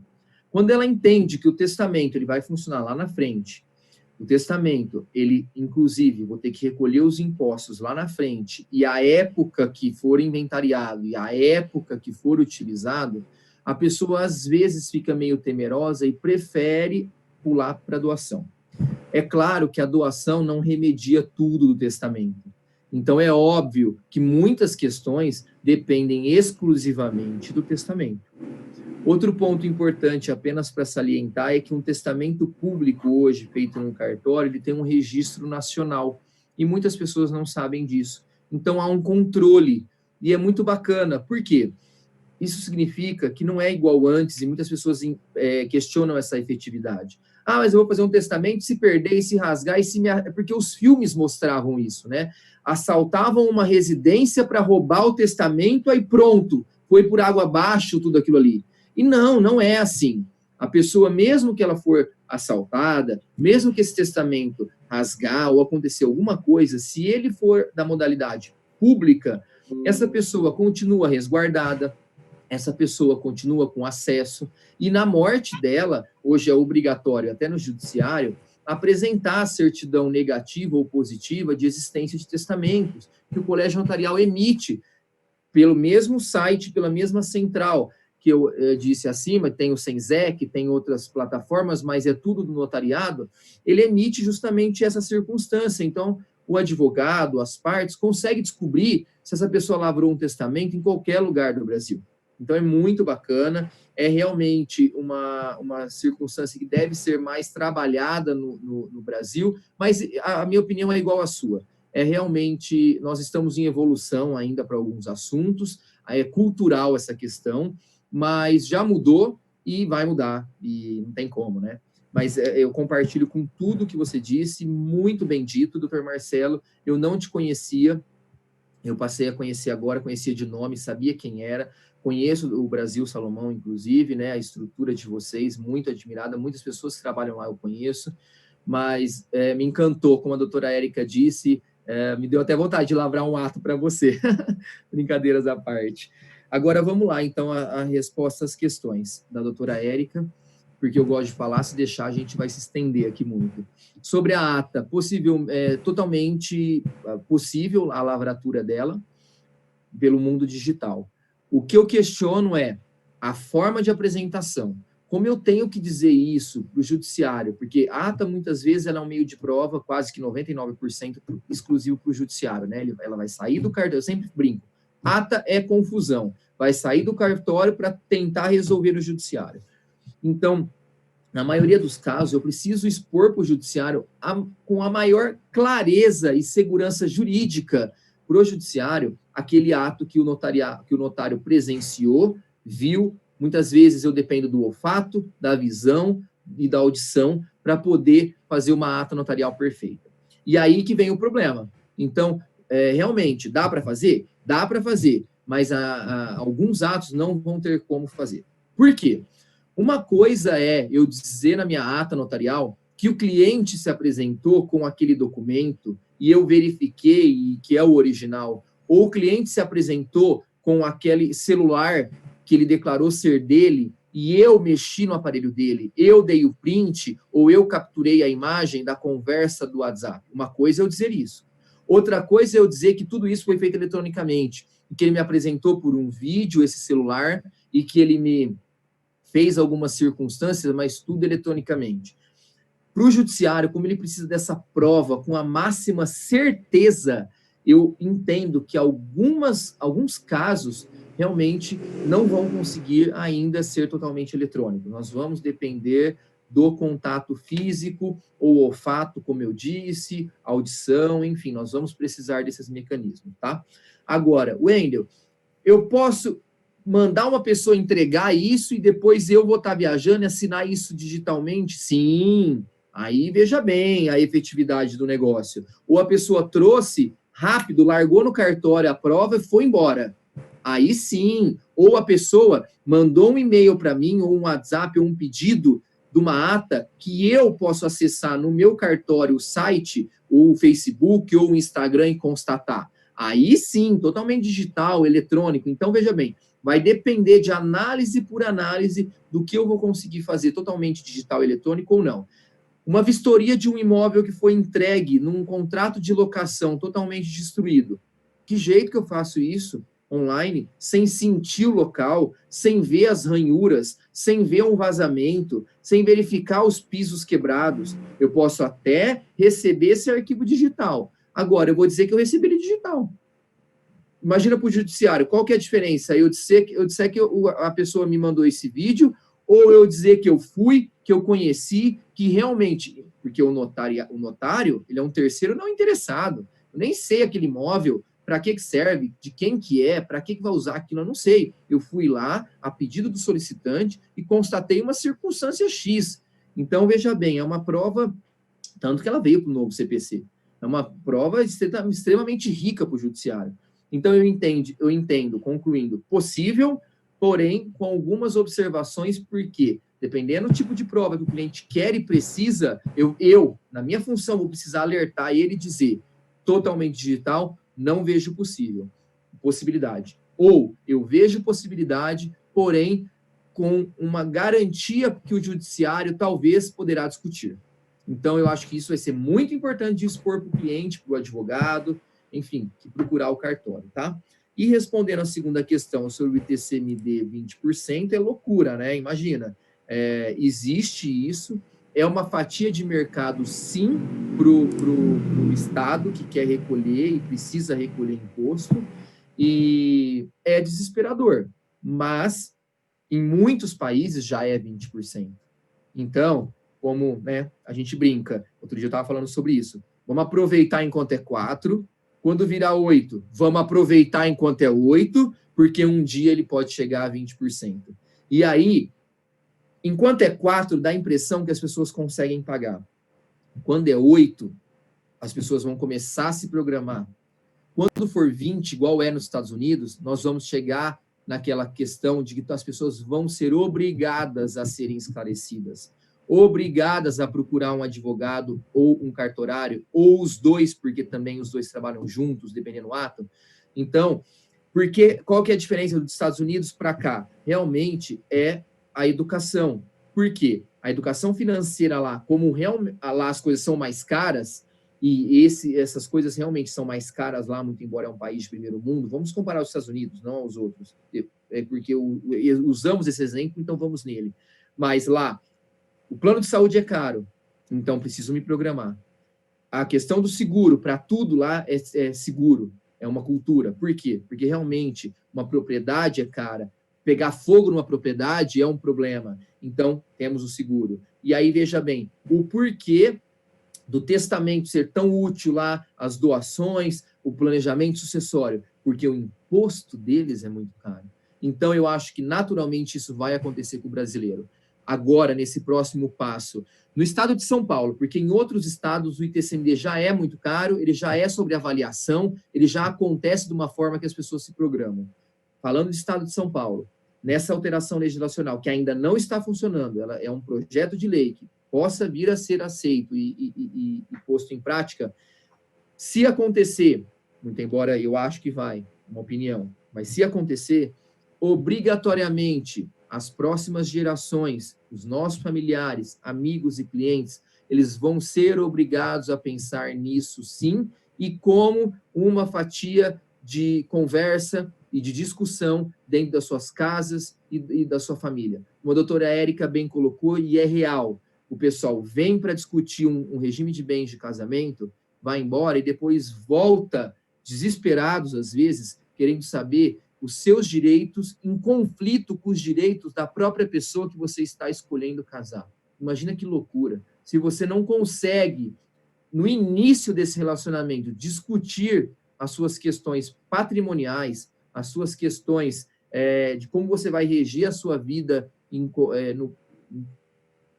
com o seu cônjuge, imagina quando isso for para o judiciário num divórcio, num inventário, numa separação, aí a pessoa morre, a pessoa nem sabia dos direitos que ela tinha, nem sabia. Aí, às vezes, acontece o inverso, não só brigando nesse sentido, mas viúvas que chegam e descobrem que elas têm, além da ameação, elas têm também parte com os herdeiros. Elas descobrem, e assustadas, mas eu tenho esse direito? Mas é meu? Eu vou receber mais assim que eles? E é a nossa legislação, é o que temos para oferecer. Então, as pessoas precisam, sim, estar atualizadas, porque é de interesse delas esse recolhimento desses impostos, esse planejamento, é de interesse delas. E mais do que isso, promover a paz social. Porque se eu tenho um planejamento bem feito, se eu tenho uma execução bem ordenada dessas coisas, eu já estou prevenindo litígios futuros, eu já estou organizando brigas familiares que existem e realmente estão aí, a gente sabe, né? Então, é uma fatia de mercado crescente e que precisamos trabalhar e pensar nela cuidadosamente. Por que cuidadosamente? Não afeta somente os nossos lares ou emocionalmente, mas afeta o nosso bolso, né? A nossa economia. Não estou trabalhando contra o Estado, porque eu recolho impostos todos os dias. Mas o Estado, ele não diz que é crime se organizar, se planejar, certo? Então, é o caminho. Obrigado, acho que é isso. Se tiverem mais perguntas, eu estou à disposição.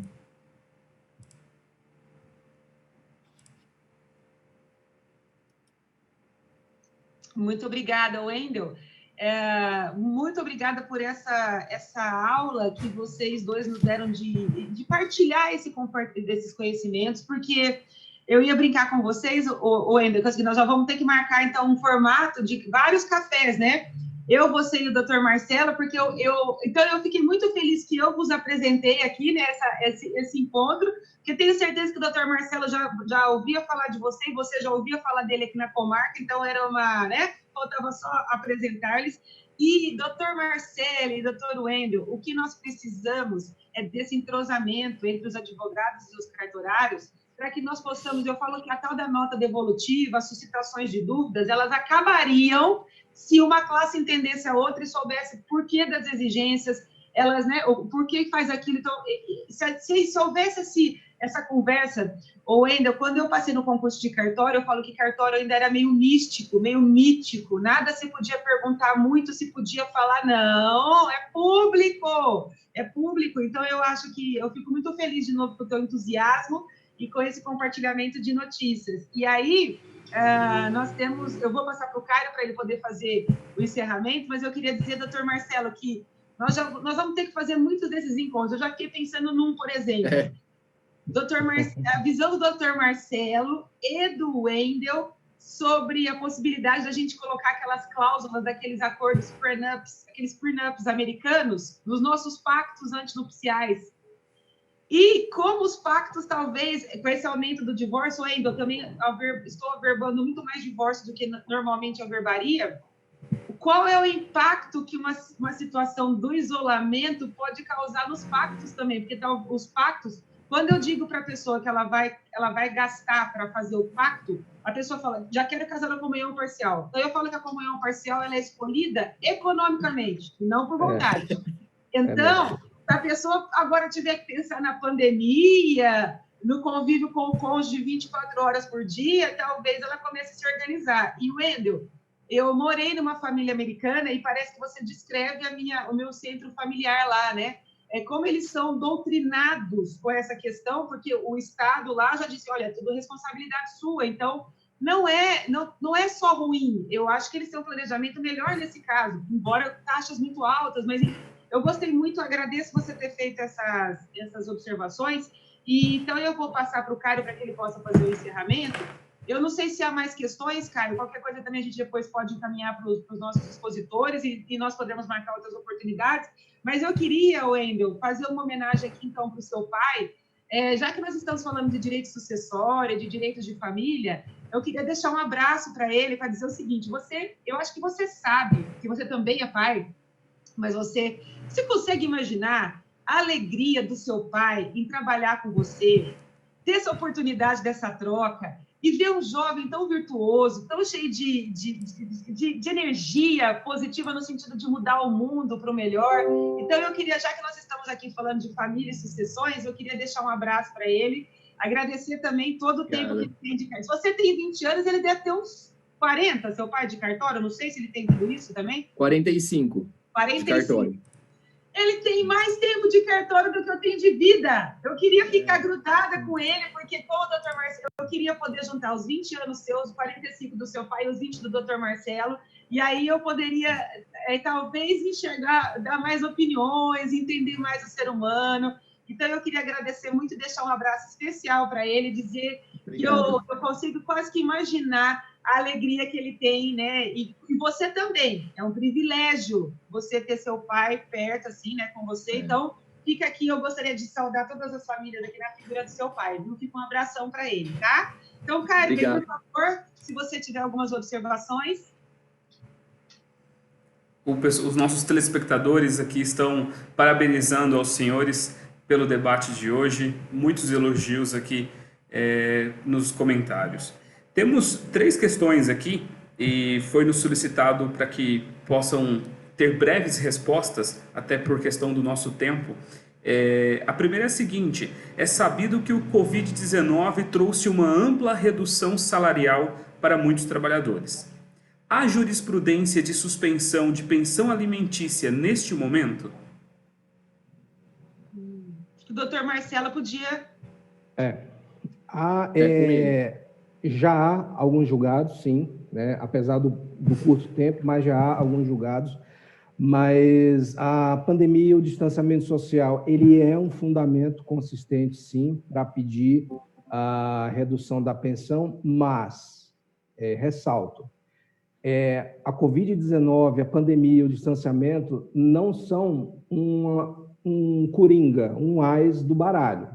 Não é simplesmente porque estamos numa pandemia, num distanciamento, que os juízes vão esperar a redução. Até porque não precisa entender muito de economia para saber que há setores que estão lucrando e muito com a pandemia. Tá? Pelos méritos, logo, enfim. Mas é difícil, por exemplo, tá? O dono de um supermercado que tem um faturamento igual ou maior pedir uma redução dos alimentos. Agora, por exemplo, um garçom, que é uma categoria que ultimamente tem sofrido bastante com o desemprego e com a baixa de renda. É lógico. O que eu sempre ressalto eu tenho recebido alguns pedidos, sim, mas o que eu sempre ressalto mais importante de um pedido desse, prove que efetivamente houve redução. Então, você vai ter que apresentar para o juiz, olha, os teus ganhos antes da pandemia, isso você pode fazer através de holerite, de extrato bancário, e alguma coisa que mostre que você teve queda no teu ganho. Também extrato, uma rescisão, né? Enfim, ou exposição de um faturamento através de contabilidade. Não basta só entrar e pedir a redução. Precisa ter isso, tá? Certo. Obrigado pela resposta, doutor. Tem uma pergunta aqui agora que é direta para o Wendel. O certificado digital é exclusivo para uso no cartório? Do e-notariado, como eu disse, é o seguinte, a plataforma ela vai gerar esse certificado do e-notariado e, a princípio, ela vai ser exclusiva para esse uso, sim, por isso gratuita, tá? Até porque senão nós estaríamos infringindo outras instituições que estão vendendo esse certificado, né? Que ele tem um custo, ele tem manutenção, ele tem uma série de coisas. Mas a plataforma, ela dá a opção da pessoa já usar o seu, tá? Então, eu entendo que esse certificado, ele é como um cartão de firma, que gratuitamente você consegue ir no cartório e fazer ele, e ele vai ser exclusivo e utilizado somente para os atos notariais. Excelente.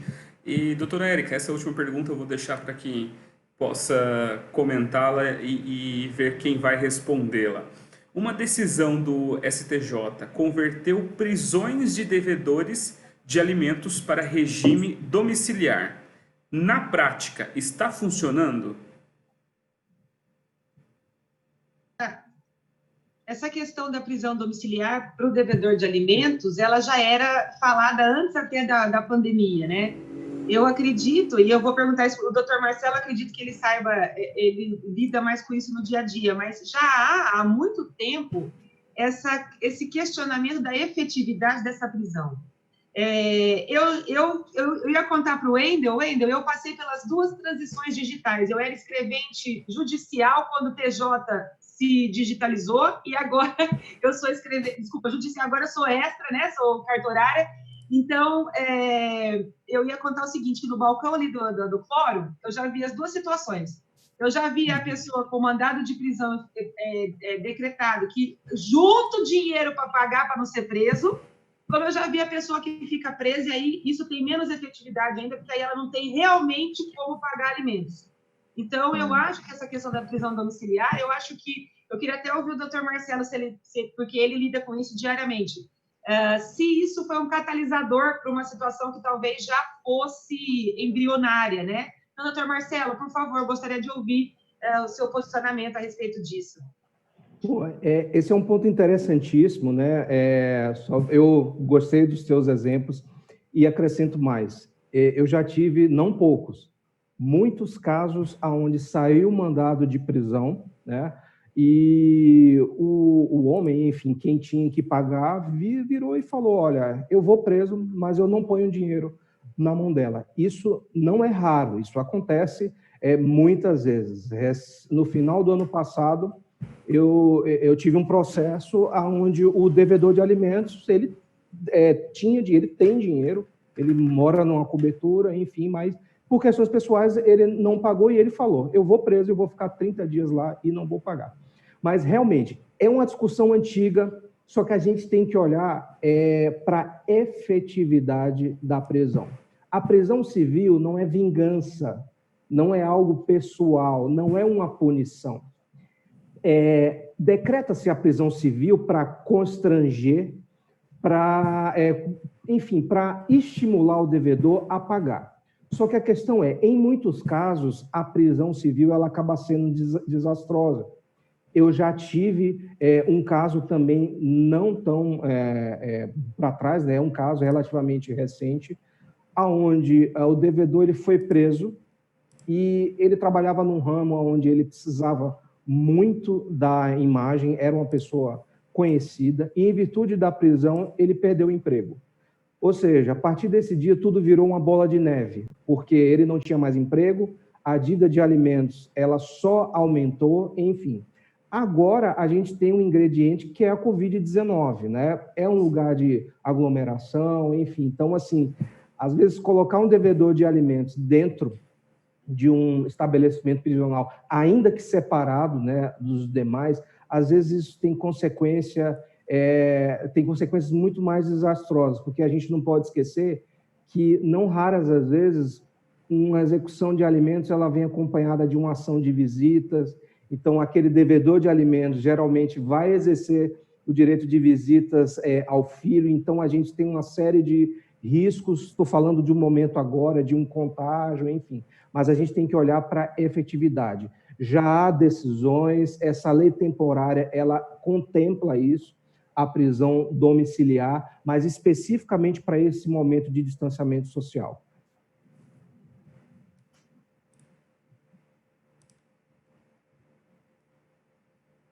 Desculpe, agradecendo, então, doutor Marcelo, comungo do vosso pensamento, muito bem colocado, e eu devolvo, então, ao Caio para que ele possa, então, fazer o nosso encerramento, e eu queria fazer um convite antes disso.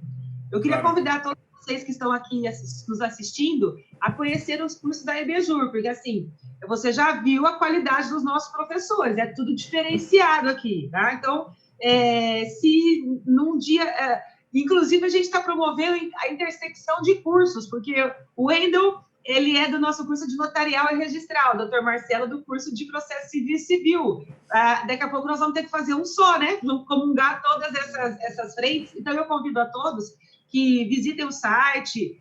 Eu também posso oferecer informações, porque nós somos uma escola muito sólida aqui, né, em Ribeirão Preto, e eu queria, então, convidá-los para que conhecessem os cursos e buscassem informações, tá bom? Então, muito obrigada, Cário. Você tem a palavra para fazer aqui o encerramento. Excelente conselho. E eu gostaria que, em nome de toda a nossa audiência, agradecê-los por essa noite de debates e, em nome de toda a equipe da EBJUR, a Escola Brasileira de Estudos Jurídicos, agradecer a participação então, da professora Érica e dos debatedores Marcelo e Wendel. Muito obrigado pela presença de vocês que abrilhantaram aqui essa noite. E eu quero agradecer também a audiência que esteve conosco ao longo aí dessa semana. Tudo isso foi planejado e executado para vocês. E como a professora Érica bem disse, acessem o nosso site, acessem nossas redes sociais para vocês não perderem nenhuma novidade. Vem muita novidade aí pela frente e nós estamos preparando